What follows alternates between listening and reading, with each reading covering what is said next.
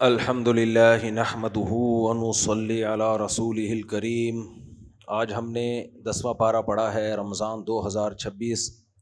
کل موسیٰ علیہ السلام کا واقعہ ادھورا ہوا تھا، وہ آگے بھی آ رہا ہے، تو پھر ہم اس کو جہاں جو رہ گیا میرا خیال ہے آگے چلنا چاہیے۔ آج ہم نے 10واں پارہ پڑھا ہے، اس میں سورہ انفال ختم ہوئی ہے اور سورہ براءہ، جس کو سورہ توبہ بھی کہا جاتا ہے، وہ سورت شروع ہوئی ہے۔ اس میں غزوہ بدر کا تذکرہ ہے۔ سورہ انفال میں نبی صلی اللہ علیہ وسلم جب مکہ سے ہجرت کر کے مدینہ تشریف لائے، ہجرت کیوں کی آپ نے؟ اس لیے کہ مکہ میں بہت تھوڑے لوگ 13 سال کی دعوت میں مسلمان ہوئے، بہت تھوڑے لوگ، اور ظلم بہت زیادہ کرنا شروع کر دیے۔ تو پھر آپ صلی اللہ علیہ وسلم نے اللہ کے حکم سے مدینہ کی طرف ہجرت کی۔ مدینہ کے لوگ نرم دل تھے، وہاں دعوت کا کام ہوا نہیں تھا کہ وہ مسلمان ہونا شروع ہو گئے تھے۔ یعنی جب مدینہ والوں کو پتہ چلا نا کہ مکہ میں اس طرح سے نبوت کا دعویٰ کیا ہے نبی صلی اللہ علیہ وسلم نے، تو وہ خود تحقیق کے لیے آتے تھے وہاں سے، کہ ہم خود تحقیق کریں کہ واقعی یہ سچے نبی ہیں یا نہیں ہیں۔ اصل مسئلہ یہی ہے کہ جب کوئی نبوت کا دعویٰ کرتا ہے نا، تو عوام پر لازم ہوتا ہے کہ وہ تحقیق کریں، لیکن نبی نے چونکہ فرما دیا کہ میں آخری نبی ہوں، میرے بعد کوئی نبی نہیں، تو اب یہ نہیں ہو سکتا۔ اب اللہ نے اس آزمائش سے بچا لیا۔ ہاں، اب غیر مسلم کے لیے آزمائش ہے کہ وہ نبی صلی اللہ علیہ وسلم کی نبوت کی تحقیق کرے۔ یہ جو غیر مسلم کہہ دیتے ہیں نا کہ ہم تو غیر مسلم ماں باپ کے گھر میں پیدا ہوئے، تو ہم کیوں جہنم میں جائیں گے؟ بھائی آپ پیدا ہوئے لیکن آپ تک اسلام کی دعوت تو پہنچی نا، اور کتنی مضبوط اور مؤثر دعوت پہنچی ہے۔ ایسا ہی نہیں ہے کہ ایک آدمی نے کہہ دیا کہ فلاں علاقے میں کسی نے نبوت کا دعویٰ کیا تھا، بلکہ 1 ارب سے زیادہ لوگ ہیں جو محمد صلی اللہ علیہ وسلم کو نہ صرف یہ کہ نبی مانتے ہیں بلکہ فالو بھی کرتے ہیں بہت ساری چیزوں میں۔ رمضان ہی دیکھ لو نا، تو یہ کسی غیر مسلم کو کلک کرنے کے لیے، اپیل کرنے کے لیے اتنا کافی ہے کہ وہ سیریسلی سوچے اس بارے میں کہ کیا واقعی محمد صلی اللہ علیہ وسلم اللہ کے نبی ہیں یا نہیں ہیں۔ وہ یہ نہیں کہہ سکتا قیامت کے دن کہ جی میں غیر مسلم ماں باپ کے گھر میں پیدا ہوا تھا۔ ہاں، کوئی ایسا غیر مسلم جس تک اسلام کی دعوت ہی نہ پہنچی ہو، وہ پھر اللہ تعالیٰ معاف کرنے والا ہے۔ اگر اس نے شرک نہیں کیا تو اس سے اسلام کے بارے میں سوال نہیں ہوگا، کیونکہ اس تک مؤثر دعوت پہنچی نہیں ہے۔ لیکن جن تک پہنچ چکی ہے تو وہ قابل معافی نہیں ہے، کیونکہ وہ اللہ کی بات کو ہلکا لے رہے ہیں۔ اور پھر اللہ نے محمد صلی اللہ علیہ وسلم، اس کی آواز تو بڑھاؤ، اتنا گلے میں اتنا زور آ رہا ہے۔ اللہ تعالیٰ نے سید الانبیاء صلی اللہ علیہ وسلم کی دعوت کو اتنا جاندار اور مؤثر بنایا ہے نا، آپ کی شخصیت کو، کہ یہ ہو نہیں سکتا۔ دیکھو ایک میں مثال دیتا ہوں، کوئی شخص آپ کو آ کے بتائے کہ آپ کے علاقے میں آگ لگنے والی ہے، یا آپ کے علاقے پہ بمبارمنٹ ہونے والی ہے دشمن کی طرف سے، آپ اس کو لفٹ ہو سکتا ہے نہ کراؤ، یار پتہ نہیں کون ہے۔ لیکن کئی لوگوں نے آپ کو آ کے بتایا کہ یار یہ جو بندہ خبر دے رہا ہے یہ فوج کا بڑا آفیسر ہے، فوج میں اس کی بڑی سنی جاتی ہے، اور اس کی یہ خبر کئی چینل نشر کر رہے ہیں، پھر بھی اگر آپ ٹس سے مس نہ ہو، ہلو ہی نہیں کہ یار ایسا ہی ہے، تو پھر قصوروار کون ہوگا؟ آپ ہوگے۔ تو محمد صلی اللہ علیہ وسلم نے جب بتایا کہ اسلام دین برحق ہے، میں اللہ کا پیغمبر ہوں، تو اگر آپ کی شخصیت غیر معروف ہوتی، آپ کی تعلیمات اتنی جاندار نہ ہوتی، تو پھر اگر کوئی غیر مسلم اس بات کو زیادہ سیریس نہ لیتا تو نہ لے بھائی۔ لیکن دنیا میں سب سے زیادہ جس شخصیت پہ لکھا گیا، جس کو فالو کیا گیا، جن کا دین آج تک اسی طرح محفوظ، جو کتاب وہ لے کر آئے وہ اسی طرح محفوظ، وہ واحد کون سی شخصیت ہے؟ محمد صلی اللہ علیہ وسلم۔ اور آج بھی خاص طور پہ رمضان میں آپ دیکھو کروڑوں لوگ ان کی دعوت پہ روزے رکھ رہے ہیں۔ تو اب کوئی غیر مسلم، ہندو، سکھ، عیسائی یہ نہیں کہہ سکتا کہ جی ان کسی نے بولا تو تھا کہ جنت ہے، جہنم ہے، عقیدہ توحید درست ہے، تو میں نے ان کی بات کو سیریس نہیں لیا، یہ تو مسلمانوں کے لیڈر تھے۔ نہیں نہیں بھائی، یا ایھا الناس انی رسول اللہ الیکم جمیعا. قرآن بار بار اعلان کر رہا ہے کہ اے نبی آپ ان سے کہہ دیں کہ میں ساری دنیا کے سارے انسان جو قیامت تک آئیں گے سب کی طرف اللہ نے مجھے پیغمبر بنا کے بھیجا ہے. تو اس لیے نبی کی دعوت کوئی ہلکی چیز نہیں ہے. اور یہ جو بار بار اعتراض کرتے ہیں کہ ہم غیر مسلم گھر میں پیدا ہو گئے، بھائی کیا مطلب؟ کوئی شخص کسی کرمنل کے گھر میں پیدا ہو تو کیا کرائم اس کے لیے جائز ہو جاتے ہیں؟ اللہ کی نظر میں سب سے بڑا کرائم کیا ہے؟ اللہ کے ساتھ کسی کو شریک ٹھہرانا. تو یہ نہیں، یہ کوئی عذر نہیں ہے. لوگ اپنے ابا کی باتوں پہ اعتراض کر رہے ہوتے ہیں نا کہ ابا آپ نے یہ کیوں کیا، آپ نے یہ کیوں نہیں کیا، میری شادی کیوں نہیں کی میرے بیان سن کے. تو ابا یہ کہیں کہ میرے باپ نے میری 80 سال میں شادی کی تھی، تو یہ کوئی دلیل نہیں ہوگی کہ آپ کے باپ دادا کیا کرتے آ رہے ہیں. تو باپ دادا کو فالو کرنا ٹھیک نہیں ہے. فالو کس کو کرنا ہے؟ حق کو فالو کرنا ہے. تو اب ہم چلتے ہیں تو سورہ انفال میں. ہاں میں یہ بتا رہا تھا کہ مدینہ والوں کو جب پتہ چلا نا کہ محمد صلی اللہ علیہ وسلم ہیں اور انہوں نے نبوت کا دعویٰ کیا ہے، تو وہاں سے وفود آنا شروع ہو گئے. عقل تھی ان میں، سمجھداری تھی. اپنی قوم کے لوگ چند لوگ ایمان لائے ہیں، مخالفتیں کر رہے ہیں، اور وہاں سے لوگ آ رہے ہیں اور آپ صلی اللہ علیہ وسلم کے ہاتھ پہ بیعت کر کر کے واپس جا رہے ہیں. تو مدینہ میں اتنی بڑی تعداد اسلام قبول کر چکی تھی کہ نبی صلی اللہ علیہ وسلم کو خیال ہوا کہ اب یہاں تو فائدہ نہیں ہے، وہاں موو کر جاتے ہیں. اس سے بھی پتہ چلتا ہے کہ جہاں آپ کی دعوت کا کوئی فائدہ نہ ہو، جہاں کوئی کام کا آؤٹ پٹ نہ نکل رہا ہو، تو وہاں ٹائم ضائع نہیں کرنا چاہیے. ہم لوگ ایک ہی تجربہ کرتے رہتے، پوری زندگی اس تجربے میں گزار دیتے ہیں. تو خیر نبی صلی اللہ علیہ وسلم ہجرت کر کے گئے، اور آپ نے ہجرت کے لیے زبردست پلاننگ کی ہے. اسلام اسباب اختیار کرنے کا حکم دیتا ہے. یہ جو دینداروں میں آج کل بے موقع توکل، بے موقع، اس نے بہت فساد پیدا کیا ہے سوسائٹی میں. اسلام ہر چیز میں ہمیں کیا حکم دے رہا ہے؟ اسباب. گراؤنڈ ریئلٹی کو دیکھ کے فیصلہ کرو. پہلی گراؤنڈ ریئلٹی کیا تھی کہ مکہ میں رہنا اب ٹھیک نہیں ہے، یہاں قتل کر دیا جائے گا آپ صلی اللہ علیہ وسلم کو، تو قتل کا فیصلہ کر چکے تھے. تو آپ نے یہ نہیں کہا کہ نہیں بھائی ہو جائیں شہید، کوئی بات نہیں ہے، شہادت کا اجر ملے گا. ہمارے یہاں کوئی ایسے لوگ، ایسے موقع پہ لوگ کہتے ہیں ہم کوئی ڈرنے والے تھوڑی ہیں. بھائی تم شہید ہی ہو گئے تو اس بہادری کا کرنا کیا ہے تم نے؟ یا تو شہادت سے انقلاب آ رہا ہو نا، وہ بھی نہیں آ رہا، تو جان بچانا ایسے موقع پہ وہ عقل مندی کا کام ہے. اور پھر آپ تو آخری نبی ہے نا، آپ کے بعد تو نبی نے بھی نہیں آنا. پھر نبی صلی اللہ علیہ وسلم نے یہ بھی نہیں کیا کہ چلو ہجرت کرتا ہوں تو بس ایسے ہی چلا جاؤں. بھائی آپ کو پتا تھا پیچھے یہ لوگ تعاقب کریں گے، تو وہ راستہ اختیار کیا جو غیر معروف راستہ تھا، اپوزٹ راستے پہ گئے ہیں. کسی کو وہم بھی نہ ہو کہ اس طرف سے بھی کوئی جا سکتا ہے. تو بہت ہی سیکرٹ رکھ کے اس موومنٹ کو آپ صلی اللہ علیہ وسلم نے مکمل کیا. اور جب مدینہ کتنا دور ہے، آپ جاؤ نا ذرا، یہاں سے تقریباً سکھر جیسے کراچی سے ہے نا، تقریباً اتنا فاصلہ ہے. اور اس زمانے میں گرمی دیکھو آپ، ریگستان دیکھو اور اونٹ دیکھو، بہت ٹائم لگتا تھا کس طرح سے پہنچے. تو وہاں جا کے جب پہنچے ہیں تو آپ صلی اللہ علیہ وسلم کا بڑا شاندار استقبال کیا گیا. اسلام میں جو پہلی ریاست قائم ہوئی ہے بغیر جہاد کے قائم ہوئی ہے، وہ جس کو مدینہ کو پہلی ریاست کہا جاتا ہے نا، تو وہ بغیر لڑائی کے. یہ بھی اسلام کی ایک بڑی خوبی ہے کہ پبلک جو نہ آپ کی قوم کی، وہ انصار قریشی اور ہاشمی تھوڑی تھے، آپ صلی اللہ علیہ وسلم تو قریشی اور ہاشمی، زبان کے لہجوں میں بھی فرق تھا عربی میں. تو وہ ریاست قائم ہوئی نبی صلی اللہ علیہ وسلم کی. تو اب کیا ہوا کہ مسلمان بڑی قسم پرسی کے عالم میں تھے، نہ کچھ کھانے کو نہ پینے کو. انصار نے مہاجرین کی مدد کی، لیکن نبی صلی اللہ علیہ وسلم چاہتے تھے کہ یہ مہاجرین اپنے پاؤں پہ کھڑے ہو جائیں. انصار نے بہت مدد کی، انصار صحابہ نے زمینیں جائیدادیں ان کو دیں. تو نبی صلی اللہ علیہ وسلم کو پتہ چلا کہ شام سے قافلہ آ رہا ہے ابو سفیان کا. اس وقت وہ مسلمان نہیں ہوئے تھے. تو اسلام میں بھی حکم ہے اور آج بھی پوری دنیا میں کہ جس ملک کے ساتھ آپ کا ایگریمنٹ نہیں ہوتا نا، جنگ ہوتی ہے، جس ملک کے ساتھ آپ کی جنگ چل رہی ہو، تو جب تک کوئی ایگریمنٹ نہ ہو اس کا خون بھی حلال ہوتا ہے ان کے لوگوں کا، اور ان کا مال بھی حلال ہوتا ہے. ہمیشہ سے یہ اصول رہا ہے. آپ اگر کسی ملک میں بغیر پاسپورٹ ویزے کے چلے گئے تو کوئی جان کا دیکھو یونان جو لوگ مائگریٹ کرتے ہیں نا, جاتے ہیں اللیگل, راستے میں فوجی اڑا دیتے ہیں ان کو.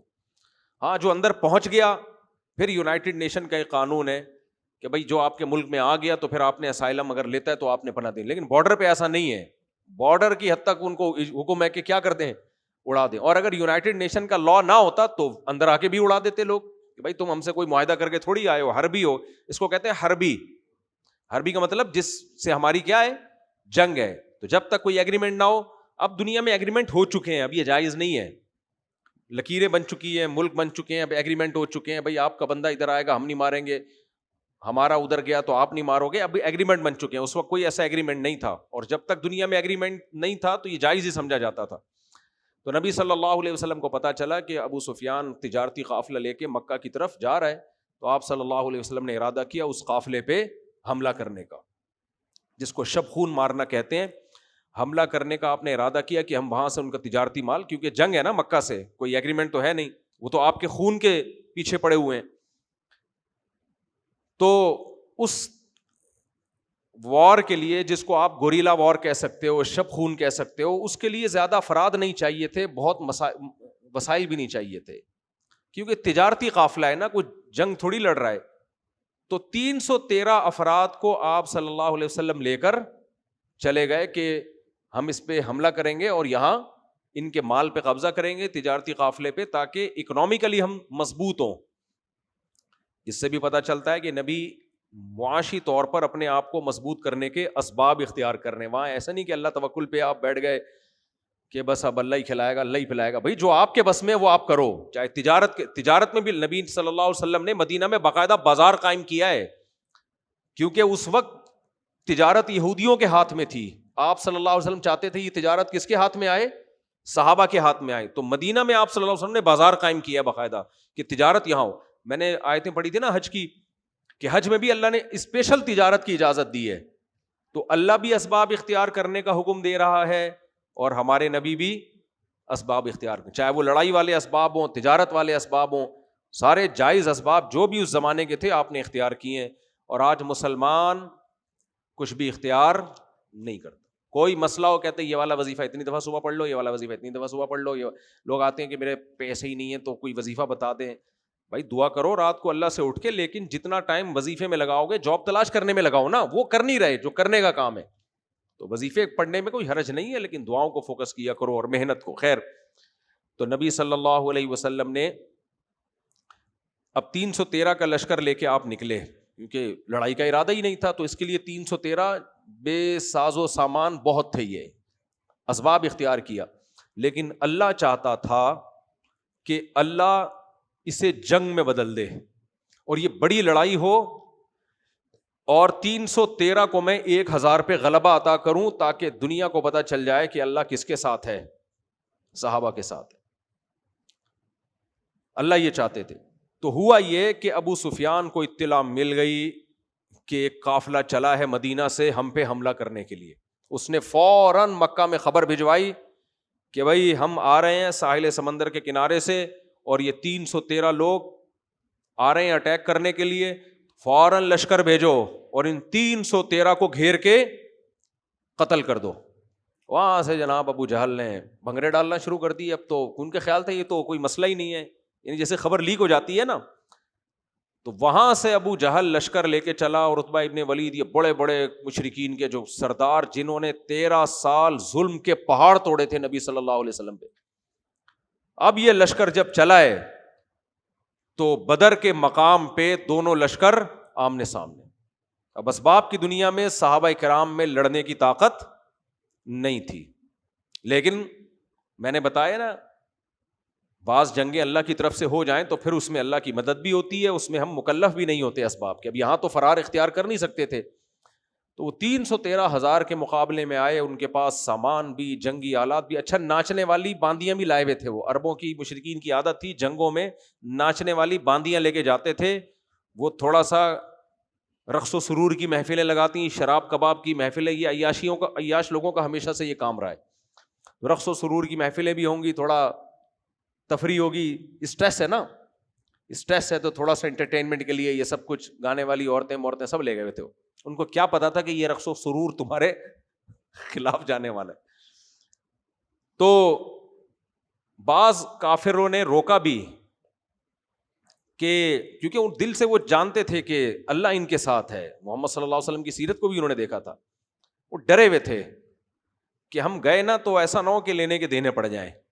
تو لیکن ابو جہل نے، ابو لہب نے ان کو جو ہے نا وہ دلائی آر، بزدل ہو پیچھے رہ جاؤ گے. بہرحال آئے اور شروع میں مقابلہ ہوا حل میں مبارز. عرب میں یہ عادت تھی کہ جب دونوں فوجیں آمنے سامنے کھڑی ہوتی تھی نا، دونوں فوجیں آمنے سامنے، تو قوم کے جو سب سے بہادر ترین لوگ ہوتے تھے پہلے وہ سامنے آتے تھے مقابلے کے لیے. حل میں مبارز کا نعرہ لگتا تھا کہ کوئی ہے ہم سے مقابلہ کرنے والا. اب جو ایک طرف سے آئے گا وہ سب سے بہادر ہوگا، کیونکہ اس کو پتا ہے کہ ادھر سے بھی کون آئے گا، سب سے تگڑا آدمی آئے گا مقابلے کے لیے، اور جب تک دونوں میں سے قتل نہ ہو جائے جنگ کا آغاز ہوگا نہیں. تو یہ وہ لوگ، یعنی یہ بہادری کی انتہا ہے. کیا ہے یہ بہادری کی انتہا؟ تو مشرکین مکہ کی طرف سے کچھ قریشی اور ہاشمی سردار آئے، انہوں نے پہل کی حل میں مبارز، کوئی ہے ہمارے مقابلے میں آنے والا. تو ادھر سے انصار نکل کے، آپ دیکھو کیسی انہوں نے قربانی دی انصار نے. حالانکہ جنگ یہ انصار کی نہیں تھی، یہ تو اصل میں نبی صلی اللہ علیہ وسلم کی جنگ تھی. لیکن انصار نے نبی صلی اللہ علیہ وسلم کی جو مدد کی ہے دل و جان سے، کہ معلوم بھی ہم کم ہیں وہ زیادہ ہیں، لیکن لڑائی کے لیے انصار صحابی آگے آ گئے، کہا میں مقابلہ کروں گا. تو ادھر سے تو مشرک آیا تھا نا قریشی، اس نے کہا یہ ہمارے جوڑ کے نہیں ہے. عرب کو نا اپنے قریشی اور ہاشمی ہونے پہ بڑا ناز تھا. نبی صلی اللہ علیہ وسلم نے فرمایا کہ اللہ تعالیٰ نے آدم علیہ السلام کی اولاد میں حضرت ابراہیم علیہ السلام کی اولاد کو چنا. یہ جو خاندان ہے نا، نسب، اس کی بھی بڑی ویلیو ہے اسلام میں. کہتے ہیں نا خاندانی آدمی ہے، خاندانی. پہلے زمانے میں تو شادی کرنے سے پہلے بہت دیکھا جاتا تھا خاندانی لوگ ہیں یا نہیں ہیں. کچھ خاندان ایسے ہوتے ہیں ان میں غیر اخلاقی حرکتیں ہوتی ہیں، کچھ خاندان ایسے ہوتے ہیں غریب ہونے کے باوجود ان میں بڑے اعلیٰ کردار کے ہوتے ہیں. تو عرب جو تھے دوسری قوموں کی نسبت بہت اعلیٰ کردار کے لوگ تھے، چاہے وہ مشرکی کیوں نہ تھے. اعلیٰ کیریکٹر کسے کہتے ہیں؟ جھوٹ نہ بولتے ہوں، سمجھ میں آ رہی ہے بات، معاہدوں کی خلاف ورزی نہ کرتے ہوں، زنا کو برا سمجھتے ہوں، رشتہ داری جوڑتے ہوں، کنجوس نہ ہوں، با وفا ہوں، قوم کے لیے جان دینا جانتے ہوں. یہودیوں میں یہ چیزوں میں سے ایک بھی چیز نہیں تھی، بنی اسرائیل میں یہ چیزیں نہیں تھی. تو اللہ نے نبی صلی اللہ علیہ وسلم کو جس قوم کے لیے چنا، کیونکہ آپ کو معلوم تھا، اللہ کے علم میں تھی کہ آپ آخری نبی ہیں، تو اسی قوم نے آپ کا پیغام دنیا تک پہنچانا ہے. تو اس کے لیے جو سلیکشن جس قوم کی گئی ہے، وہ مشرک تو تھے لیکن تھے بڑے خاندانی. سمجھ میں آ رہی ہے بات؟ ان کا خاندانی ہونا ان کی شاعری سے پتہ چلتا ہے. حاتم طائی اسی قوم میں گزرا ہے، تو کنجوس نہیں، یہی خاندانی ہونے کی دلیل ہوتی ہے نا. نمبر یاد رہیں گے خاندانی ہونے کے. نمبر 1 جھوٹ نہ بولتا ہو، نمبر 2 معاہدوں کی خلاف ورزی نہ کرتا ہو، نمبر 3 رشتہ داری خونی رشتوں کو نبھاتا ہو، نمبر 4 سخاوت ہو. سمجھ میں آ رہی ہے بات؟ زنا اور ایسے اس طرح کے کاموں کو برا سمجھتا ہو. تو یہ عربوں کی خاصیتیں تھیں. تو اللہ نے اس لیے بھیجا کہ اسی قوم کو کنورٹ کر دیا جائے نا تو یہ دنیا پہ حکومت کرے گی. اور وہ جو بنی اسرائیل تھے ان سے اللہ نے امامت چھینی ہے.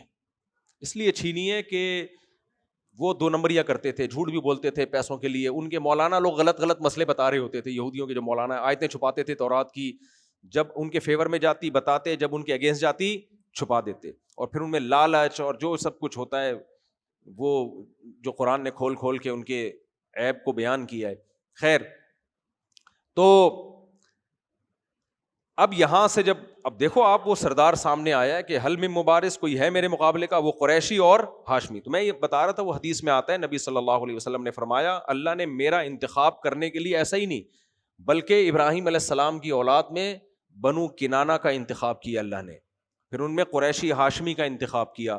تو سب سے افضل خاندان نسب کے اعتبار سے اس وقت عرب تھے، اور عرب میں قریشی اور قریشیوں میں بنو ہاشم.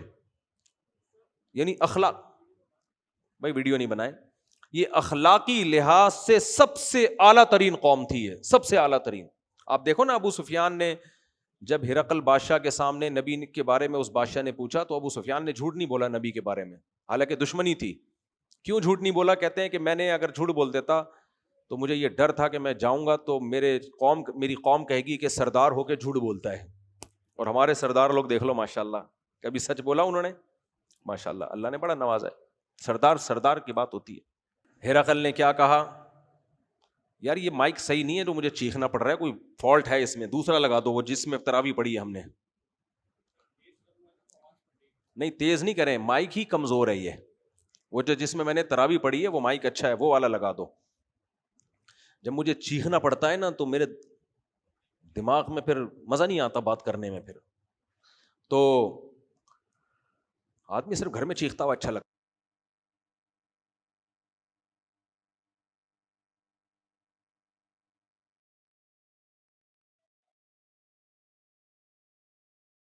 بھائی چلو اب صحیح ہے. تو وہاں سے نا ایک سردار آیا، میں نام بھول گیا، ولید ابن عتبہ تھا، عتبہ ابن ولید تھا، یا تو ولید تھا عتبہ کا بیٹا یا عتبہ ولید کا بیٹا، ایسے نام میں تھوڑی کنفیوژن ہو رہی ہے. جب وہ سامنے آیا تو کہنے لگا حل من مبارز، کوئی ہے میرے مقابلے میں؟ تو ادھر سے انصار صحابی آگے آئے کہ میں مقابلہ کروں گا.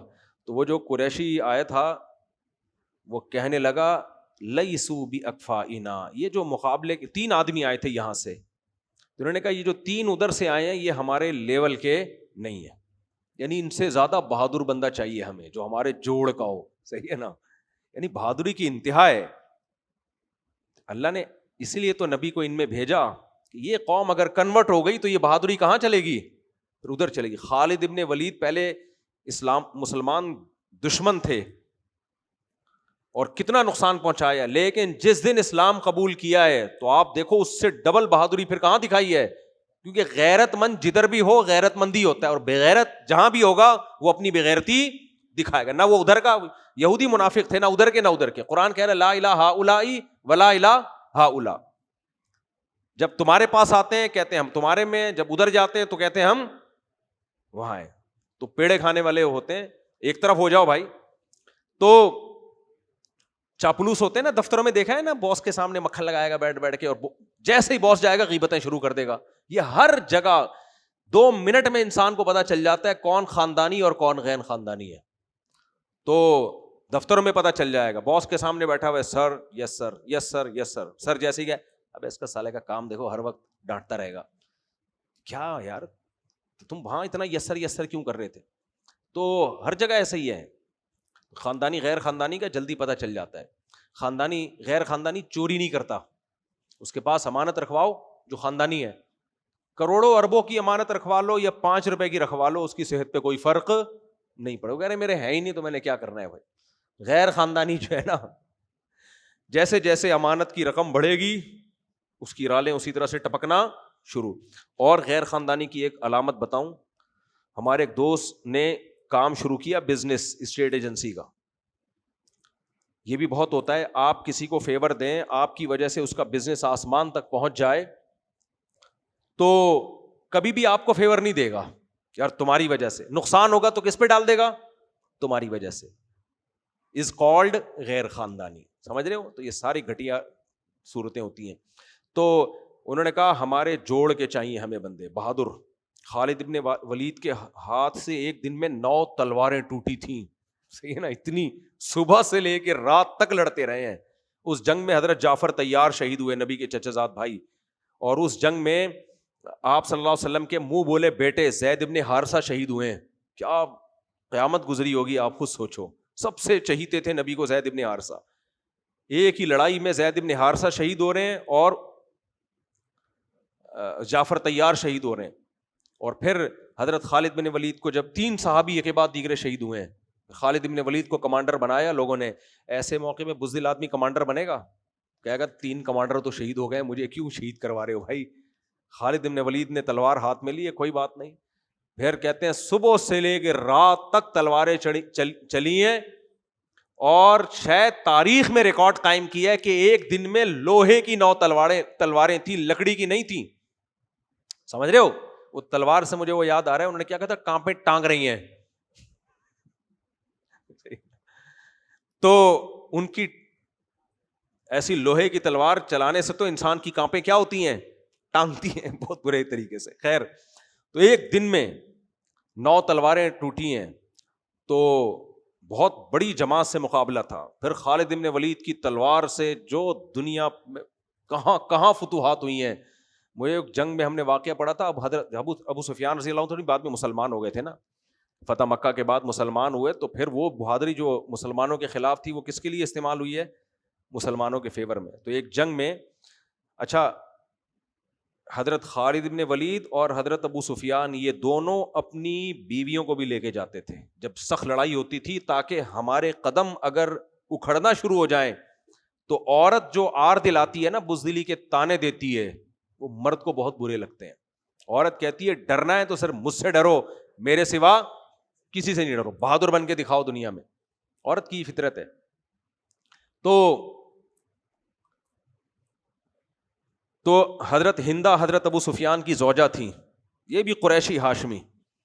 تو ایک لڑائی میں شکست ہوئی ہے, تو حضرت ہندا نے شعر پڑھنا شروع کر دیے. جب دیکھا نا پیچھے پلٹ کے آ رہے ہیں, واپس بھاگ رہے ہیں, شعر پڑھنا شروع کر دیے کہ اے ابو سفیان تم گھر میں تو بڑے مرد بنے پھرتے ہو بیویوں کے سامنے, آج دکھاؤ تمہاری مردانگی کہاں ہے. تو یہ تانے جب سنے ہیں نا, واپس پلٹے ہیں کہ بھائی شہادت قبول ہے, یہ ذلت قبول نہیں ہے. کس منہ سے گھر میں ہے؟ تو عورتیں بھی ایسی تھی دیکھو اس زمانے. تو اس زمانے میں بیویوں کو جہاد میں لے جانا جائز نہیں ہے. اس کی وجہ یہ ہے کہ وہ نہیں آگے جانے دیں گے, بولیں گے ہاں میں بیوہ ہو گئی تو میرا کیا ہوگا کالیا, وہ تو یہ ڈائلاگ سنائیں گے آپ کو. خیر, تو جب مقابلہ شروع ہوا تو 3 انصار صحابی آئے, تو انہوں نے کیا فرمایا, لیسو باکفائنا, یہ ہمارے لیول کے نہیں ہے. حالانکہ مقابلہ کر لیتے ہیں, نے کہا نہیں لیول. پھر نبی صلی اللہ علیہ وسلم نے حضرت علی کو بھیجا, حضرت جعفر طیار کو بھیجا. حضرت علی بالکل ینگ تھے, بالکل نوجوان اس وقت, میرا خیال بمشکل 15-16 سال کی عمر ہوگی شاید. اور حضرت جعفر طیار کو, وہ جوان تھے, بہت خوبصورت. اور عبیدہ ابن جرہ, ابو عبیدہ ابن حضرت حمزہ, ہاں ایک حضرت حمزہ رضی اللہ تعالیٰ عنہ تھے, ایک اور صحابی تھے. 4 ادھر سے بھی 4 تھے, ادھر سے بھی 4 تھے. تو لڑائی شروع ہوئی ہے, تو ادھر سے ابو عبیدہ یا عبیدہ, نام مجھے تھوڑی سی کنفیوژن ہو رہی ہے, وہ شہید ہو گئے. باقی حضرت حمزہ, حضرت جعفر طیار اور حضرت علی نے باقی 4 کا کام تمام کر دیا. تو اس کے بعد لڑائی شروع ہوئی ہے. نبی صلی اللہ علیہ وسلم اللہ سے دعا مانگنے لگے سجدے میں گر کے کہ اللہ یہ تھوڑی سی جماعت میں یہاں لے کر آیا ہوں, اگر یہ شہید ہو گئے لم تعبد, زمین میں کبھی تیری عبادت نہیں ہوگی. کیوں؟ یہ بھی علماء نے آپ کے آخری نبی ہونے کی دلیل بیان کی ہے, میں آخری پیغمبر ہوں, اور یہ تھوڑی سی جماعت اتنی محنت میں تیار ہوئی ہے, اسباب کی دنیا میں ان کا کامیاب ہونا ممکن نہیں ہے. لم تعبد, تو اگر چاہتا ہے کہ لوگ تجھے بھول جائیں, اس لیے دیکھو ان بدر والوں کی بڑی فضیلت ہے, کیونکہ وہ قربانی نہ دیتے تو اسلام نے مٹ جانا تھا, کہ اللہ نے بچانا تھا اسلام کو. تو وہ 313 جو لڑے ہیں, 70 بڑے بڑے جو کافر ہیں نا, ان 1000 میں سے وہ شہید قتل ہو گئے. عبداللہ ابن مسعود رضی اللہ تعالیٰ عنہ بھی تھے اس جنگ میں. حضرت عبداللہ بن مسعود بہت دبلے پتلے تھے, اور بہت دبلی پتلی آپ کی پنڈلیاں تھیں. آپ کا ایک واقعہ حدیث کی کتابوں میں, نبی صلی اللہ علیہ وسلم کی عادت تھی اپنی ازار کو آدھی پنڈلی تک رکھتے تھے. حضرت عبداللہ بن مسعود نیچے تک رکھتے تھے, بس ٹخنوں سے اوپر, پنڈلی تک نہیں. تو وہ کہتے تھے کہ میری پنڈلیاں باریک باریک ہیں تو اس کو میں چھپاتا ہوں. لیکن علم اتنا زیادہ تھا کہ جب عبداللہ بن مسعود کوفہ سے آتے نا حضرت عمر سے ملاقات کے لیے مدینہ, حضرت عمر نے آپ کی تشکیل کوفہ میں کی تھی, تو حضرت عمر فرمایا کرتے تھے کنیفن ملئ علما, چھوٹے سے قد کا آدمی لیکن علم سے بھرا ہوا, اتنا علم. فقہ حنفی جو ہے نا زیادہ تر وہ عبداللہ بن مسعود رضی اللہ تعالیٰ عنہ سے آیا ہے. تو حضرت عبداللہ بن مسعود جو تھے وہ جا کے بیٹھ گئے ابو جہل کی گردن پہ. تو ابو جہل بولتا ہے، وہ زخمی پڑا ہوا تھا، معوذ اور معاذ جو صحابی تھے انہوں نے اس کو قتل کیا تھا ابو جہل کو. وہ کہتے تھے ہمیں پتہ چلا کہ سب سے زیادہ یہ نبی کو ستاتا تھا. تو جب وہ تڑپ رہا تھا نا، زمین پہ پڑا ہوا تھا، تو حضرت عبداللہ بن مسعود جا کے اس کے سینے پہ بیٹھ گئے گردن کاٹنے کے لیے. وہ بدبخت اس موقع پہ کیا کہہ رہا ہے، معاذ اللہ، اس کے الفاظ کا مفہوم میں بیان کر رہا ہوں کہ چھوٹا آدمی ہے لیکن آج بہت بڑی جگہ پہ بیٹھا ہوا ہے، یعنی سردار کے سینے پہ بیٹھا ہوا ہے. تو اس وقت بھی اس کمبخت کا تکبر ختم نہیں ہوا. اس لیے علماء نے لکھا ہے کہ فرعون سے زیادہ بڑا فرعون ابو جہل تھا. فرعون کو ایک غوطہ لگائے ایمان لے آیا، اگرچہ اللہ نے اس کا ایمان قبول نہیں کیا. ابو جہل اس موقع پر بھی ایمان نہیں لے کر آیا، اور اس موقع پر بھی کبر کر رہا ہے، تکبر کر رہا ہے، عبرت نہیں ہوئی اس کو. تو یہ 70 بڑے بڑے سردار جب مارے گئے نا، تو ان کی لاش کو ایک کنویں میں ڈالا گیا. تو نبی صلی اللہ علیہ وسلم نے ان کی لاشوں سے خطاب کیا، قد وجدنا ما وعدنا ربنا حقا، دیکھو ہمارے رب نے ہم سے جو وعدے کیے تھے ہم نے ان وعدوں کو سچا پایا. 13 سال مکہ میں نے تمہیں دعوت دی، اور اللہ کہتا تھا کہ فتح کس کو ہوگی؟ محمد صلی اللہ علیہ وسلم کو، دین ان کا غالب آئے گا. ارسل رسولہ بالہدی ودین الحق لیظہرہ علی الدین کلہ، میں نے محمد صلی اللہ علیہ وسلم کو بھیجا اس لیے تاکہ یہ دین تمام دینوں پہ غالب آ جائے. تو ایک وعدہ اللہ نے ہم سے کیا تھا اس فتح کا، غلبے کا، اور ایک تم سے کیا تھا تمہیں ناکام کرے گا، دنیا میں عبرت کا نشان بنائے گا. هل وجدتم ما وعد ربکم حقا، ہم سے جو اللہ نے وعدہ کیا ہم نے سچا پایا. بتاؤ تم سے جو اللہ نے وعدہ کیا تم نے سچا پایا کہ نہیں پایا؟ حضرت عمر کھڑے ہوئے تھے، انہوں نے پوچھا یا رسول اللہ یہ تو مردے ہیں، آپ ان سے خطاب کر رہے ہیں؟ نبی نے فرمایا یہ تم سے زیادہ سن رہے ہیں اس وقت. سمجھ میں آ رہی بات؟ یہ تم سے زیادہ سن رہے ہیں. تو اس بیس پہ حضرت عمر کی رائے یہ تھی کہ مردے بھی سنتے ہیں، مردوں سے جب کلام کیا جائے سنتے ہیں. حضرت عائشہ رضی اللہ تعالیٰ عنہ کے سامنے جب یہ حدیث آئی تو انہوں نے فرمایا اللہ عمر پہ رحم کرے، وہ نبی کی بات کا مطلب نہیں سمجھے. سیدہ عائشہ نے اس حدیث کی تعویل کی کہ یہاں سننے سے مراد یہ ہے کہ وہ سب کچھ اپنی آنکھوں سے دیکھ رہے ہیں. اس کی مثال ایسے ہے جیسے ہم کہتے ہیں نا کہ یار تو میری بات سن نہیں رہا، لیکن جب آپ پر وہ حالات آئے اب تو سن لیا نا. تو سننے کا مطلب یہ ہوتا ہے اب تو تجھے پتہ چل گیا نا، اب تو اپنی آنکھوں سے دیکھ رہا ہے. تو سیدہ عائشہ کی رائے یہ تھی کہ یہاں نبی کا مطلب یہ نہیں کہ مردے سن رہے ہیں، مطلب یہ تھا کہ آج تو یہ اپنی آنکھوں سے دیکھ رہے ہیں، تو سننے سے زیادہ ان کو علم حاصل ہو گیا ہے. تو اسی بیس پہ علماء کا ہمیشہ سے اختلاف رہا ہے کہ مردے سنتے کہ نہیں سنتے. تو ہمارے ایک استاذ کہا کرتے تھے آج کل تو زندہ نہیں سن رہے، مردے کہاں سے سنیں گے؟ کسی زندہ سے بات کرو، سمجھ میں اس کے سمجھ میں نہیں آئے گی، اس کو ہلانا پڑے گا. تو اس زمانے کے مردوں کے بارے میں یہ اختلاف نہیں ہوگا. میرا خیال ہے اس زمانے کے زندے نہیں سن رہے تو مردے کہاں سے سنیں گے. خیر، تو اللہ نے اس جنگ میں مسلمانوں کو فتح عطا فرمائی، اور وہاں مدینہ میں مکہ میں کوہرام مچ گیا، صف ماتم بچ گئی کہ یہ تصور نہیں تھا کہ ایسا بھی ہو سکتا ہے. اس کا فائدہ یہ ہوا کہ مکہ میں اسلام کی دعوت اور پھیل گئی، اور بہت سارے لوگ مسلمان ہوئے، ہجرت کر کے آہستہ آہستہ ایک ایک کر کے مدینہ آنے لگے. تو اللہ نے اس جنگ کا تھوڑا نقشہ کھینچا. یہاں پہ صحابہ کو حوصلے کے لیے اللہ نے بتایا کہ ہم نے خواب میں جو ہے نا ان کو تھوڑا کر کے دکھایا. شروع میں ہی دیکھ لیتے 1000 ہیں تو خوف پیدا ہوتا، تو ان کی تعداد تمہاری نظر میں ہم نے کیسے دکھائی؟ کم. اسی سے جنگوں کا ایک اصول ثابت ہوتا ہے کہ جن لوگوں کو لڑنا ہوتا ہے نا وہ ہمیشہ دشمن کو کم دکھایا جائے ان کے سامنے. یہ نہ کہا جاؤ او اتنی بڑی جنگ، ابے اتنے ٹینک آ رہے ہیں، ابے اتنے جہاز آ رہے ہیں، تو لڑنے والے میں تو حوصلہ ختم ہو جائے گا. تو دنیا کے ہر ملک کی پالیسی ہوتی ہے کہ دوسرے کو کمزور کر کے دکھایا جائے، اپنے آپ کو طاقتور کر کے. تو یہ اللہ کی سنت ہے. یہ کس کی سنت ہے؟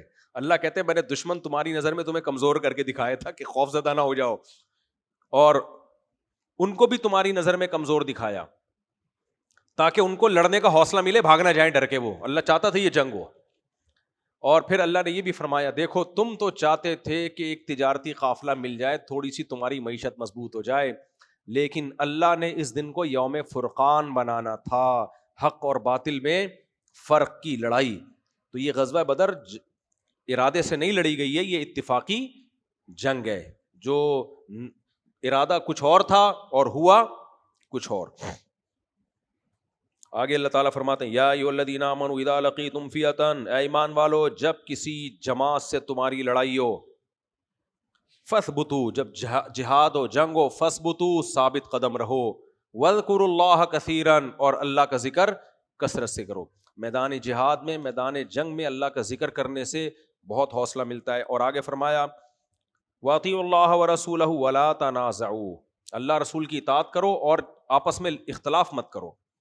دیکھو فوج میں یا کسی بھی کنٹری کی آرمی میں، آرمی چیف اچھا ہو یا برا ہو، جو ماتحت فوجی ہیں ان پر لازم ہے کہ وہ کمانڈر اچھا ہے، برا ہے، شرابی ہے، کبابی ہے، نیک ہے، تہجد گزار ہے، جیسا مرضی ہے، تنازع کرنے کی اجازت نہیں ہے. تنازع کا مطلب اختلاف.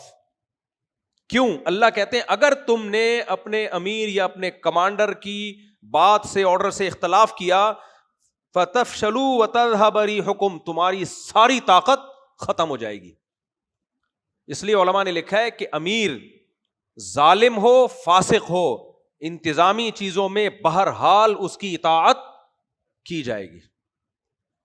بہرحال حجاج بن یوسف کا ظلم مشہور ہے، پھر بھی صحابہ اور تابعین کی ایک بہت بڑی جماعت اس کی کمانڈ میں لڑا کرتے تھے، حالانکہ جانتے تھے کہ یہ ظالم ہے. نہ اس کے خلاف انہوں نے خروج کیا، کچھ لوگوں نے خروج کیا لیکن بعد میں ان کو ندامت ہوئی. تو اس کا فائدہ کیا ہوا؟ ایک آدمی ہے جیسا مرضی ہے، لیکن اسلام کہاں تک پھیل گیا. محمد بن قاسم آیا سندھ تک، دیکھیں آپ.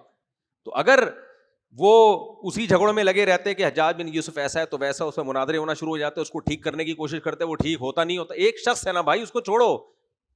تو اسی طرح یاد رکھو کمانڈر جو بھی ہوں، اچھے برے آتے رہیں گے، جاتے رہیں گے. یہ کوئی اسلام میں اتنی ویلیو نہیں ہے اس کی. اسلام میں ویلیو کس کی ہے؟ اجتماعیت کی. ایز اے ادارہ دیکھا جائے گا کسی چیز کو، کسی بھی طاقت کو ایز اے ادارہ دیکھا جائے گا. تو یہ جو مجھ پہ لوگ اعتراض کرتے ہیں نا، میں اپنی عسکری طاقتوں کو کیوں فیور کرتا ہوں، پاکستان کی افواج کو کیوں فیور کرتا ہوں، جامعۃ الرشید کیوں فیور کرتے ہیں؟ بھائی اس لیے فیور کرتے ہیں کہ آپ کے پاس ایک ہی طاقت بچی ہے، ایک ہی ادارہ بچا ہے جو آپ کے ملک کا دفاع کر سکتا ہے، اور اس نے کر کے دکھایا بھی ہے. ابھی حالیہ جنگ میں دکھایا کہ نہیں دکھایا؟ پوری دنیا سلوٹ کر رہی ہے، مان رہی ہے کہ انہوں نے دفاع کر دیا ہے. باقی اختلافات کرتے رہو، سیاسی اختلافات 100 دفعہ کرو، وہ تو شخصیات آئیں گے جائیں گے، اس میں کوئی ہماری صحت پہ اس سے کوئی فرق نہیں پڑتا. لیکن ان اختلافات کو اتنا آگے مت لے کے جاؤ کہ ملک کی سالمیت داؤ پہ لگ جائے. تو اس لیے ولا تنازعوا، اللہ کہتے ہیں لڑائی کے میدان میں اپنے امیر سے تنازع مت کرو. اس لیے پوری دنیا میں اصول ہے آرڈر از آرڈر. جو آرڈر ہوگا اس کو ماننا پڑے گا، چاہے سمجھ میں آئے چاہے نہ آئے. فرمایا اگر نہیں آرڈر مانا تو تذهب ريحكم، تمہاری طاقت ختم ہو جائے گی. نیک کمانڈر ہو لیکن وہ کمانڈ ہی نہیں کر پا رہا، کوئی ادھر کو جا رہا ہے، کوئی ادھر کو جا رہا ہے، کوئی کہہ رہا نہیں ایسا ادھر گولی چلاؤ، وہ کہہ رہا نہیں 6 گولیاں کے بجائے 4 گولیاں چلاؤ، تو وہ نیک فوج بھی مروا دے گی.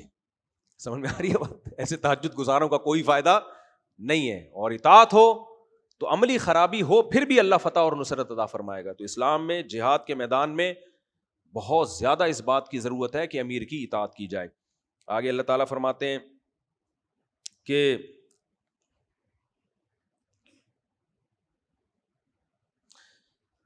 ان اللہ لم یکن مغیرا نعمتا انعمها علی قوم، اللہ نے جب بھی کسی قوم پہ نعمت کی ہو تو اللہ اس سے وہ نعمت چھینتا نہیں ہے.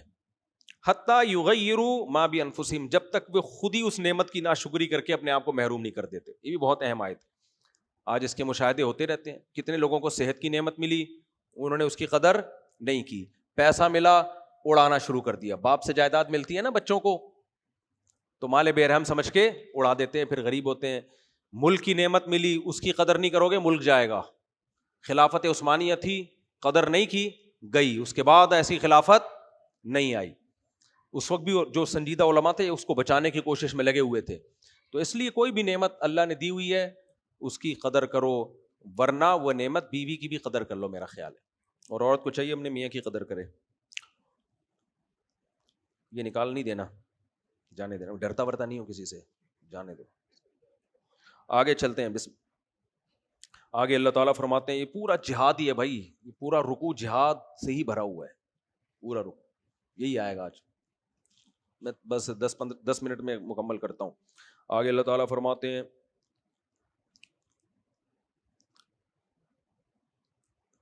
فرمایا وَلَا يَحْسَبَنَّ الَّذِينَ كَفَرُوا سَبَقُوا إِنَّهُمْ لَا يُعْجِزُونَ. یہ کافر لوگ یہ نہ سمجھیں کہ اللہ سے آگے نکل جائیں گے. انہم لا یعجزون، یہ اللہ کو نہیں ہرا سکتے. آگے مسلمانوں کو حکم ہے کہ دیکھو جو اللہ کا کام ہے وہ اللہ کرے گا، تمہارا جو کام ہے وہ تم کرو. تم نے کیا کرنا ہے؟ اعدوا لهم ما استطعتم من قوہ، تم جتنی قوت دشمن کے خلاف جمع کر سکتے ہو کرو. میزائل بناؤ، غوری میزائل بناؤ، اور کون کون سے میزائل ہیں؟ JF-17 بناؤ، معراج طیارے بناؤ. مستطعتم، جتنی تم میں طاقت ہے. تو اپنے آپ کو دشمن کے مقابلے میں طاقتور بنانا یہ کس کا حکم ہے؟ اللہ کا. بتاؤ دنیا میں جتنے اسلامی ملک ہیں ان میں اسلامی ملکوں میں سب سے زیادہ طاقتور کون ہے؟ پاکستان ہے، UAE ہے، سعودی عرب ہے. کوئی مضبوط فوج ہے؟ ملیشیا کے پاس کتنی پاورفل آرمی ہے بھائی. میں ملیشیا گیا ہوں، چھوڑو بس. انڈونیشیا کے پاس ہے اتنی مضبوط. ٹھیک ہے، سسٹم بھی چل رہا ہوتا ہے، کھانچے مانچے وہ سب، میں اس کا منکر نہیں ہوں، وہ اپنی جگہ. لیکن اس آیت سے یہ تو پتہ چلتا ہے کہ اللہ مسلمانوں کے ملک کو پاورفل دیکھنا چاہتے ہیں، کمزور نہیں دیکھنا چاہتے. کیوں؟ آپ کمزور ہو نا، آپ کے اسلام نافذ بھی ہوگا، وہ بھی غریبی کا اسلام ہوگا. سمجھ رہے ہیں؟ ان کی مرضی کا ہوگا. اور اگر آپ پاورفل ہو تو جیسے بھی ہو لیکن ہو خود. اس کی مثال ایسے ہے، ایک صاحب تھے، ان کو کسی نے کہا کہ مجھے یہ پیسے دے دو، میں بزنس میں لگاؤں گا. میرا بیان سنا ہوا تھا انہوں نے کہا نہیں بھائی میں کسی کو پیسے نہیں دیتا، ڈبو دو گے. اس نے کہا یار خود بزنس کر کو بھی تو ڈبو دو گے. اس نے کہا اپنے ہاتھ سے ڈبو دیں گے، اتنا ٹینشن نہیں ہے، تیرے ہاتھ سے نہیں ڈبونا چاہتا. سمجھ آ رہی ہے؟ جب پاور ہوتی ہے تو بھائی اس کی ایک بڑی ویلیو ہے. دشمن ڈرتا ہے. ہم جو اپنا نقصان کر رہے ہیں اپنے ہاتھوں کر رہے ہیں، لیکن جب آپ کے پاس پاور نہیں ہوتی نا تو آپ غلام ہوتے ہو. آپ کی اپنی ذرا سی بھی کوئی پالیسی نہیں ہوتی، کوئی نہیں ڈرتا آپ سے. تو اس آیت سے پتہ چلتا ہے اعدوا لهم ما استطعتم من قوہ. پاکستان میں جہاں کچھ چیزیں نیگیٹو ہیں، کچھ بہت ہی خاندانی پازیٹیو بھی ہیں. میں گیا تھا ادھر آذربائیجان، وہاں کوئی بڑے سیاسی آدمی ملے، انہوں نے بتایا کہ آرمینیا میں ہم پہ قبضہ کیا تھا، ہم سے قبضہ چھڑوایا کس نے؟ پاکستان آرمی نے. اور انہوں نے بتایا کہ اسلامی تاریخ میں بہت پہلے ایسا ہوا کرتا تھا کہ مسلمانوں کے کسی علاقے پہ قبضہ ہو جائے تو مسلمان چھڑوا لیں. ونس اپون اے ٹائم، کہہ رہے ہیں یہ پہلی دفعہ ہوا تھا، چھڑوایا بھی تھا اور آدھا ان کا ملک بھی فتح کر لیا تھا. صحیح ہے نا؟ یہ جو کشمیر کا ایشو خراب ہوا ہے نا، یہ یونائٹڈ نیشن نے مسئلہ خراب کیا. اگر یونائٹڈ نیشن بھی سے ہٹ جائے یہ ایشو بھی کوئی اتنا بڑا ایشو نہیں ہے. یہ مسئلہ یہ ہوا ہے کہ بین الاقوامی طاقتیں انوالو ہو گئی ہیں اس میں. تو ساری نیگیٹو چیزیں نہیں ہیں میرے بھائی، کچھ کبھی کبھار پازیٹیو بھی سوچ لیا کرو. رمضان ہے، ثواب ملے گا اس میں، صحت اچھی ہو جائے گی اس میں. تو اللہ نے فرمایا اعدوا لهم. جب نواز شریف کے دور میں ایٹمی دھماکہ ہوا تھا، میاں نواز شریف کے دور میں، تو ہمارے حضرت مفتی رشید احمد صاحب اتنے خوش تھے. حضرت کا نہ کبھی مٹھائی کھائی نہ کبھی کھلائی. وہ پہلا دن تھا جب حضرت نے مٹھائی کے ڈبے تقسیم کروائے تھے. اتنے خوش تھے کہ پاکستان ایک ایٹمی طاقت بن گیا. حالانکہ تہجد گزار تھے، صوفی تھے، بزرگ تھے، لیکن اتنے خوش تھے، اتنے خوش تھے. کتنا مزہ. آپ لوگ کو یاد ہے وہ دن جب پاکستان ایٹمی پاور بنا تھا، کیسے لاہوری ایسے بغلیں بجا رہے تھے نا. لاہوری تو آپ کو پتہ ہے بالکل کنٹرول سے کیا ہو جاتے ہیں باہر. اتنا مزہ آ رہا تھا اس دن، ساری دنیا ہمیں سلوٹ کر رہی تھی. تو ایٹمی پاور ہونا ہلکی بات نہیں ہے، بہت خوشی کی بات ہے ہمارے لیے. تو اللہ نے فرمایا اعدوا لهم ما استطعتم من قوہ، تم دشمن کے خلاف مضبوط قوت تیار کر کے رکھو. اب کوئی صوفی اٹھ کے یا کوئی نام نہاد اسکالر پیدا ہو سکتا تھا جو جہاد کی اس آیت میں تحریف کرتا. وہ کہتا ہے اصل میں قوت سے ایمانی قوت مراد ہے. قوت سے کیا مراد ہے؟ جیسے ایک منکر حدیث آیا تھا رمضان میں ایک دفعہ، اس وقت میں زیادہ مشہور نہیں تھا، تو کہنے لگا کہ نماز تو ہے ہی نہیں اسلام میں. میں نے کہا کیا باتیں کر رہا ہے؟ کہہ رہے نہیں، گھنٹہ میرا دماغ چاٹا اس نے. تو میں نے کہا پھر وضو کا حکم کیوں ہے؟ کہہ رہے وضو کا مطلب یہ ہے کہ اپنے آپ کو پاک کرو روحانی نجاستوں سے، یعنی حسد، کینہ، بغض سے وضو کرو. اصل وضو یہ ہے. میں نے کہا اچھا، بغض، کینہ، حسد، بزدلی، ان سے وضو کرو، یہ مطلب. میں نے کہا پھر یہ کیوں قرآن کہتا ہے کہ کوہنیوں تک ہاتھ دھو؟ تو بغض کوہنیوں تک ختم کریں. ہے بھائی؟ یہ والی کوہنیوں تک حسد ختم، یہ والی، اور پاؤں قرآن کہہ رہا ہے ٹخنوں تک دھو، گھٹنے تک کیوں نہیں بغض ختم کریں؟ ایک سے ایک نمونہ پاکستان میں. اچھا وہ بندہ بھی ایسا عربیوں والا رومال اور ایسے جیسے کوئی بہت بڑے بزرگوں اور کتنے لوگوں کو اس نے الو بنایا ہوا تھا. تو یہ منکر حدیث ہیں، یہ پاگل، بالکل پاگل ہوتے ہیں یہ. خیر، تو ہو سکتا ہے کوئی جدید اسکالر اٹھے اور کہے ایکچولی اسلام میں یہ لڑائی وڑائی جہاد بہاد تو ہے نہیں، ایکچولی یہ جو قرآن نے کہا ہے کہ قوت اختیار کرو، تو اس سے کون سی قوت مراد ہے؟ روحانی. کون سی قوت مراد ہے؟ جیسے اس نے کہہ دیا روحانی گناہوں سے اپنے آپ کو پاک کرنے والا وضو کرو، تو یہ روحانی قوت مراد ہے. تو اللہ نے آگے آیتوں میں خود ہی بتا دیا، میں بتاتا ہوں کیا مراد ہے میری. صحیح ہے نا؟ تو آگے فرمایا مر رباط الخیل، گھوڑے تیار کرو لڑائی کے لیے. کیا تیار کرو؟ گھوڑے. اس زمانے کا کی سب سے بڑی سواری کیا تھی؟ گھوڑے. اور آج کی کیا ہے؟ ہوائی جہاز اور ٹینک. تو اس زمانے کے گھوڑے یہی ہیں. فرمایا ترہبون بہ عدو اللہ، اتنی طاقت اختیار کر لو، اتنی طاقت جمع کرو کہ لڑنے کی نوبت ہی نہ آئے. یہیں سے بیٹھ کے ترہبون بہ، اللہ کے دشمنوں کو ڈراتے رہو. بولو آج ہم نے یہ میزائل بھی ایجاد کر لیا ہے، آج ہم نے ایک نئی توپ کا تجربہ کیا ہے. بیگم کے علاوہ کی بات کر رہا ہوں. ایک آدمی نے کہا نا بم ہے یہاں، اس نے کہا تیری اماں کون سی کم ہے، وہ ہر وقت ڈانٹتی رہتی تھی نا. تو آج ہم نے ایک نئے بم کا تجربہ کیا. تو وہ دشمن ڈرتا رہ کہ بھائی یہ کیا کر رہے ہیں بھائی، یہ بنائے جا رہے ہیں کہ ہمیں کچا چبا جائیں گے تو لڑنے کی نوبت ہی نہ آئے. ترہبون بہ عدو اللہ وعدوکم، جو اللہ کا بھی دشمن ہے تمہارا بھی دشمن ہے، یہیں بیٹھ کے اس کو کیا کرانا ہے؟ اس کو ڈرانا ہے، اس کی نیندیں اڑا دو یہاں سے. اتنی طاقت اختیار کرو. آگے اللہ تعالیٰ فرماتے ہیں وآخرین من دونہم، اور کچھ ایسے دشمن بھی ڈرے جن کو اللہ جانتا ہے تم نہیں جانتے.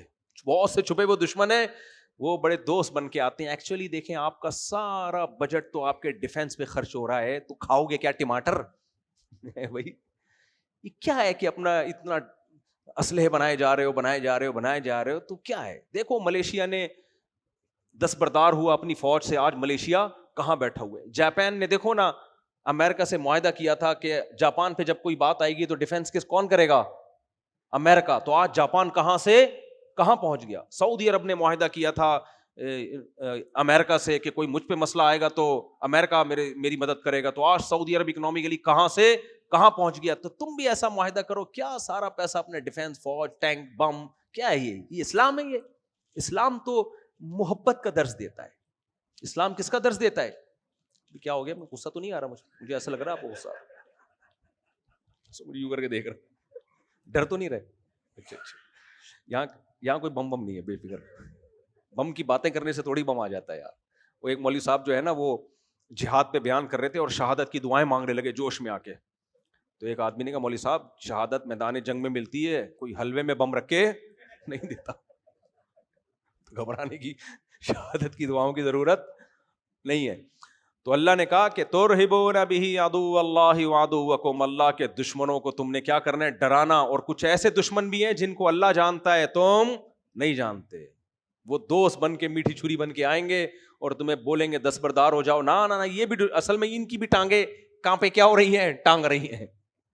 وما تنفقوا من شیء فی سبیل اللہ یوفی الیکم، اللہ فرماتے ہیں اور اپنے ڈیفنس میں خرچ بھی کرو کیونکہ یہ اللہ کی راہ میں خرچ ہے. جتنا کرو گے اللہ واپس لوٹا دے گا. پھر آگے اللہ نے ایک نرم سافٹ وہ بھی رکھا ہے، وَإِن جَنَحُوا لِلسَّلْمِ فَاجْنَحْ لَهَا، اگر دشمن تمہاری طاقت اور قوت دیکھ کے سلوح پہ آ جائے تو بھی سلوح کر لو. کیا کر لو؟ سلوح کر لو. یہی کیا تھا ہم لوگوں نے ابھی ماضی قریب میں، چائے وائے بھی پلائی تھی ماشاءاللہ، بہت اچھا لگتا ہے. آج چلتے ہیں، زیادہ نہیں اس پہ میں بولتا. وَإِن يُرِيدُوا أَن يَخْدَعُوكَ فَإِنَّ حَسْبَكَ اللَّهُ هُوَ الَّذِي أَيَّدَكَ بِنَصْرِهِ وَبِالْمُؤْمِنِينَ وَأَلَّفَ بَيْنَ قُلُوبِهِمْ. اللہ نے ایک احسان بتایا صحابہ کرام پر کہ دیکھو تم آپس میں کتنا لڑتے تھے، گھوڑا آگے دوڑانے پہ جنگ، عربوں کی تو لڑ گئی، کٹ گئے تھے یہ. تو اسلام آیا ہے جس نے تمہارے دلوں میں محبت پیدا کر دی. اور اے نبی اب اگر آپ ان میں محبت پیدا کرنے کے لیے ساری دنیا کی دولت خرچ کر دیتے، ان میں محبت پیدا نہیں ہوتی. لیکن اسلام نے کیا کر دیا؟ ان کے دلوں کو جوڑ دیا. اس سے پتہ چلتا ہے کہ صرف ایک اسلام ایسی چیز ہے جو انسانیت میں اتحاد پیدا کر سکتا ہے. کیونکہ اتحاد یا تو قومیت کی بیس پہ ہوتا ہے. کیا خیال ہے؟ یا ملکوں کی بیس پہ ہوتا ہے؟ تو ملکوں کی بیس پہ ہوگا تو دنیا میں ملک کتنے ہیں؟ 100 سے زیادہ ممالک ہیں. تو ہر ملک دوسرے کے لیے اپنے لیے لڑے گا, اپنے آپ کو شہید کہے گا اور دوسرے کو مردار کہے گا. ایسا ہی ہے نا, رشیا لڑ رہا ہے یوکرائن سے, یوکرائن لڑ رہا ہے رشیا سے, ادھر یوکرائن کی مدد کر رہا ہے, یورپ مدد کر رہا ہے, امریکہ مدد کر رہا ہے, ادھر رشیا بھی اتنا بڑا لڑ کے دونوں طرف انسانیت کا قتل ہو رہا ہے کہ نہیں ہو رہا؟ یہ کس چیز کی جنگ ہے؟ وسائل کی جنگ. رشیا کہہ رہا ہے میں ساری دنیا کے وسائل پہ قبضہ کروں, یوکرائن کہہ رہا ہے میں تجھے کرنے نہیں دوں گا.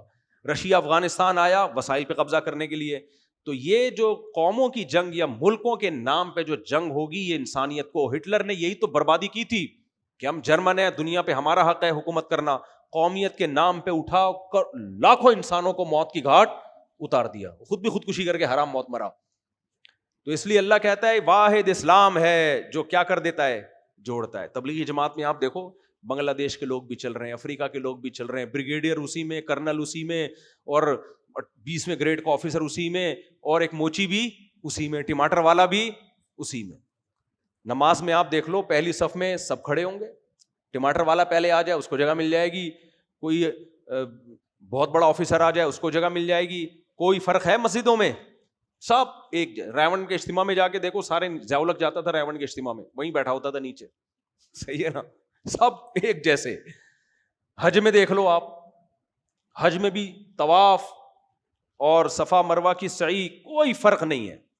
تو اسلام ہے جو سب کو کیا کرتا ہے. تبھی تو آپ دیکھو اجمیوں نے اسلام کے لیے قربانیاں زیادہ دی ہیں, بعد میں, شروع میں عربوں نے دی ہیں.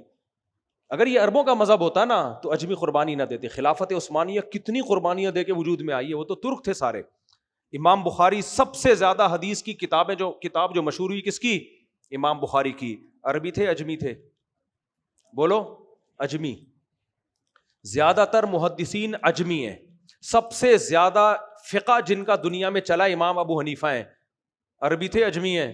اجمی ہیں. حدیث میں آتا ہے لو کان العلم بالثریا لنالہ رجل من فارس او کما قال صلی اللہ علیہ وسلم, اگر علم ثریا کے ستارے تک بھی پہنچ جائے تو فارس سے ایک شخص اس کو جا پالے گا. بہت سے علماء کہتے ہیں سے امام حنیفہ مراد ہیں. تو وجہ اس کی یہ کہ اس میں اتنی قومیں ہیں کہ ان کو پتہ ہے کہ یہ وہ واحد دین ہے جو کہتا ہے کہ تم سب ایک آدم کی اولاد ہو. لہذا اسلام نے قوم پرستی کا جڑ سے خاتمہ کر دیا. تو اور 4 شادیوں کی اجازت بھی یہی ہے کہ آپ مختلف قوموں میں شادی کریں, اور اپنی بچیوں کی شادیاں بھی مختلف قوموں میں. تو آگے اللہ, بس یہ 5 منٹ میں ختم کرتا ہوں.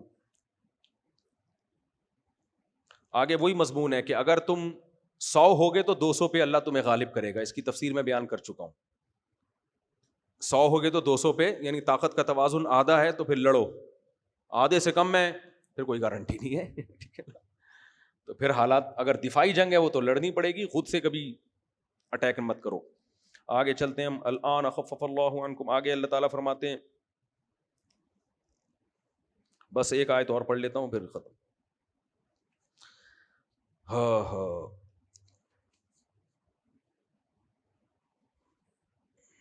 اللہ تعالیٰ نے ان آیتوں میں مسجدوں کی تعمیر کا بھی حکم دیا. مشرکین مکہ مسجد حرام کی تعمیر کرتے تھے تو فخر کرتے تھے کہ ہم اللہ کے لاڈلے, ہم مسجد حرام کی تعمیر کرتے ہیں. تو پہلے تو اللہ نے یہ بتایا کہ جو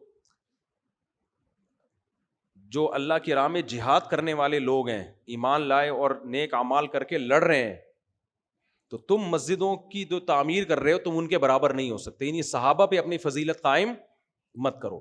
اور پھر فرمایا کہ حقیقی معنوں میں جو مسجدوں کی تعمیر کرتے ہیں وہ ایمان والے ہی کرتے ہیں. مشرک جو تعمیر کرتا ہے وہ صرف اینٹیں وینٹیں دیواریں لگا دے گا, لیکن جب وہ جا کے اللہ کے ساتھ کسی کو شریک کر رہا ہے تو یہ تعمیر تھوڑی, یہ تو تخریب ہو گئی نا. تو اس لیے اللہ نے فرمایا انما یعمر مساجد اللہ من آمن باللہ والیوم الآخر, کہ مسجدوں کی تعمیر وہی کرتے ہیں جو حقیقت میں اللہ پر اور آخرت کے دن پر ایمان رکھتے ہیں. اور اس سے پتہ چلتا ہے, دیکھو اللہ نے یہ کیوں کہا جو مسجد کی تعمیر کرتا ہے وہ وہی کرے گا جو اللہ پر ایمان رکھے گا. یہ اللہ نے اس لیے کہا کہ انسان اپنے گھر کی تعمیر کرتا ہے, اس کو پتہ ہے میں نے یہاں رہنا ہے. مسجد کی تعمیر جب کرے گا تو مسجد اس کی ملکیت میں نہیں ہوگی. مسجد کا مالک کون ہوتا ہے؟ اللہ.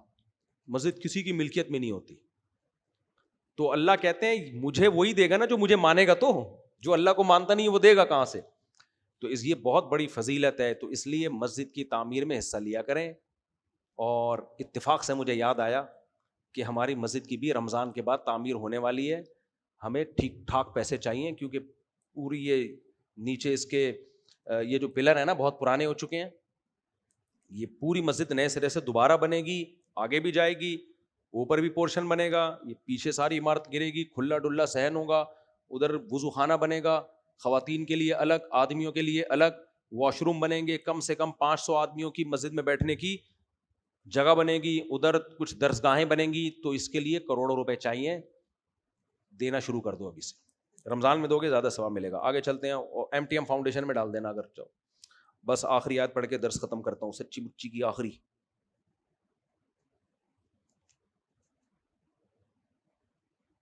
یہ بہت اہم آیت ہے, بس یہ پڑھ کے درس ختم کرتا ہوں.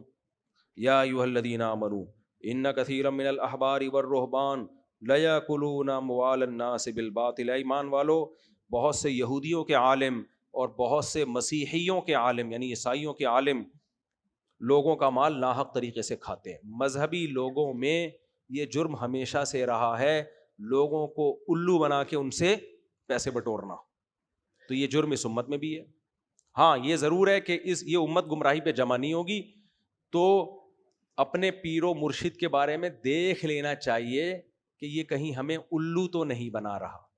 میرے پاس کئی لوگ آ چکے ہیں, ہمارے ابا کے ایک پیر و مرشد ہیں, ابا سے ہدیے نذرانے لیتے رہتے ہیں, ابا ان کو دیتے رہتے ہیں, وہ کہتے ہیں میں روحانی اثرات ڈالتا ہوں تمہارے گھر میں جنات کو بھگاتا ہوں, چڑیلوں کو بھگاتا ہوں, میں یہ کرتا ہوں, میں وہ کرتا ہوں. ابا کو ایسا انہوں نے کیپچر کیا, ابا ہل کے ہی نہیں دے رہے.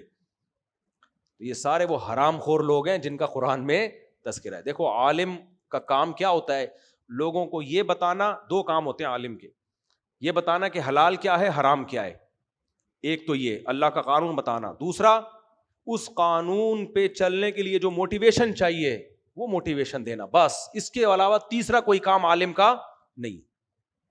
سمجھ میں آ رہی ہے بات کہ نہیں آ رہی؟ اس کے علاوہ کوئی دائیں بائیں جا رہا ہے, جن چڑیل بھوت اور روحانیت, اور میں یوں کر دوں گا اور میں ایسے کر دوں گا ویسے کر دوں گا, اور سب ٹوپی ڈرامہ ہے. تبھی جو ہم نے دینی مدارس میں بڑے بڑے علماء دیکھیں اپنے کام سے کام رکھتے ہیں, اپنی کتابوں میں لگے رہتے ہیں, تحقیقی مقالے شائع ہو رہے ہیں ان کے, ختم, اور کچھ بھی نہیں ہے.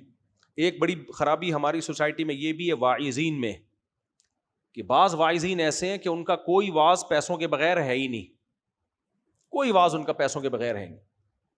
یہ بھی جائز ہے, آپ کسی کو کوئی تعلیم دے رہے ہو تو اجرت لے سکتے ہو, جیسے قاری قرآن پڑھانے کی اجرت لے سکتا ہے, امام امامت کی اجرت لے سکتا ہے, ایسے ہی کوئی بیان کرنے والا اپنے بیان کے پیسے لے سکتا ہے, اس میں کوئی حرج نہیں ہے.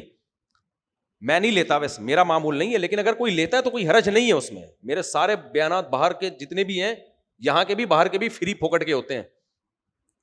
تو لیکن لینا بھی جائز ہے, مگر ایک چیز جو غیر اخلاقی ہے وہ کیا ہے, لیبل آپ لگا رہے ہو کہ فری کے بیان ہے اور دائیں بائیں کھانچے آپ کے کھلے ہوئے ہیں. ایک خرابی کیا ہے, بعض جگہوں پہ ہم نے دیکھی, جب ٹریولنگ ہوئی, پیر صاحب آئیں گے بیان کریں گے تو ایک بندہ اعلان کرے گا جن لوگوں نے پیر صاحب کو ہدیہ دینا ہے وہ سائڈ پہ آ جائیں. یہ ہدیہ دینے کا کون سا طریقہ ہے بھائی؟ جس نے دینا ہوگا وہ آپ کے اعلان کا محتاج تھوڑی ہے, یہ اعلان دے کے تو آپ ہدیہ دینے کی ترغیب دے رہے ہو. تو یہ بھی بھیک مانگنے کا ایک اچھا اسٹائل ہے. دیکھو العبرۃ للمعانی لا للالفاظ. فقہا کہتے ہیں شریعت الفاظ کے بکھیڑوں کو نہیں دیکھتی, شریعت دیکھتی ہے کہ حقیقت میں کیا ہو رہا ہے. مثال کے طور پر آپ گئے, آپ نے کہا اللہ کے نام پہ مجھے 50 روپے دے دو, اس عمل کو ہم کیا کہتے ہیں؟ بھیک کہتے ہیں نا. کیا خیال ہے؟ تو آپ کو کسی نے منع کیا, یار تو بھیک مانگ رہا ہے, آپ نے کہا چلو آئندہ اسٹائل چینج کروں گا. آپ گئے, آپ نے کہا اللہ کے نام پہ 50 روپے مجھے گفٹ دے دو, ہدیہ دے دو. تو کیا کہا جائے گا؟ بھائی ہے وہ بھیکی, لیبل تو نے کیا لگا دیا اس پہ؟ ہدیے کا لیبل لگا دیا. ہدیہ وہ ہوتا ہے جو اگلا خوشی سے خود دیتا ہے, آپ کی ترغیب کے بغیر, اور اس میں آپ کی عزت اس کے پیش نظر ہوتی ہے, غریب سمجھ کے آپ کو کچھ زکوٰۃ نہیں دے رہا ہوتا وہ. تو بعض اسکالر میں یہ آپ لوگوں کو یہ چیزیں سمجھ میں نہیں آئیں گی, لیکن جو اس طرح کی حرکتیں کرتے ہیں نا, ان کو میرا بیان سننے گے ان کو بہت اچھی طرح سمجھ میں آئے گا.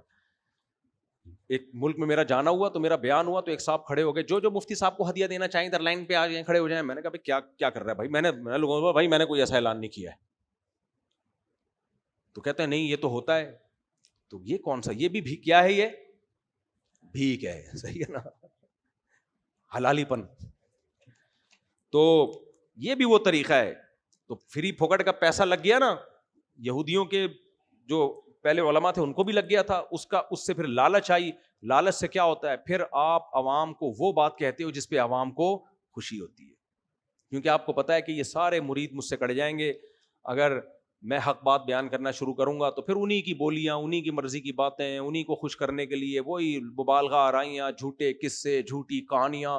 گاؤں دیہاتوں میں جا کے خطیبوں کی پھینکو پن دیکھو آپ, اتنی لمبی لمبی پھینک رہے ہوتے ہیں. کیوں؟ عوام اس سے خوش ہوتی ہے اور پیسے ملتے ہیں, ان کو ہدیے ملتے ہیں, نذرانے ملتے ہیں. تو اللہ نے کہا یہ خصلت کس کی ہے؟